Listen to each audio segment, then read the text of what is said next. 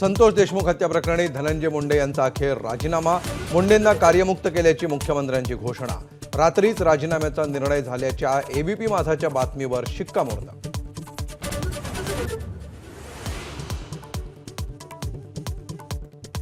मुंडेंचा राजीनामा नैतिकतेच्या मुद्द्यावरून राष्ट्रवादी काँग्रेसची माहिती, तर वैद्यकीय कारणावरून राजीनामा स्वतः धनंजय मुंडेंचा ट्विटद्वारे दावा, तर नैतिकतेचा न सुद्धा नाही सुप्रिया सुळेंचा हल्लाबोल.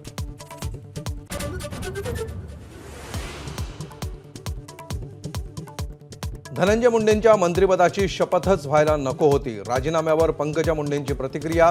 राजीनामा आधीच झाला असता तर पुढच्या गोष्टी टळल्या असत्या, व्यक्त केलं मत.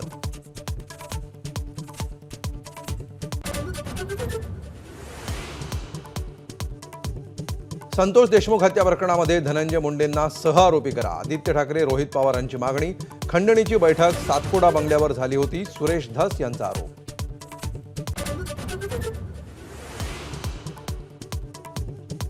धनंजय मुंडे यांना देशमुख हत्या प्रकरणी सहआरोपी करणार नाही. खात्रीलायक सूत्रांची एबीपी माझाला माहिती.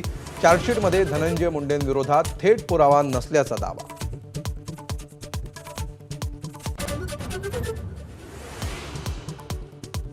धनंजय मुंडेंची आमदारकी रद्द केल्याशिवाय गप्प बसणार नाही. अंजली दमानी यांचं आव्हान. राजीनामा नाही ही तर हकालपट्टी. करुणा मुंडेंचा हल्लाबोल.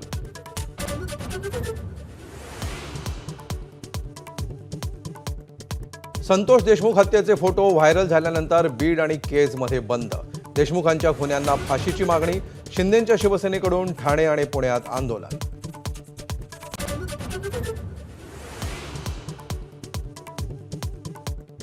विधानसभेचे विरोधी पक्षनेते म्हणून ठाकरेंच्या शिवसेनेचे आमदार भास्कर जाधव यांचं नाव जवळपास निश्चित, तर विरोधी पक्षनेतेपद अडीच वर्ष मिळावं. राष्ट्रवादीची मवियाच्या बैठकीत मागणी. सूत्रांची माहिती.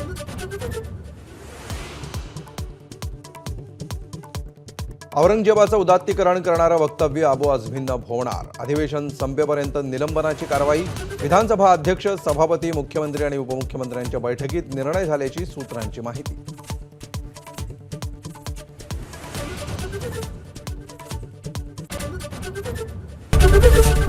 एबीपी माझा, उघडा डोळे बघा नीट.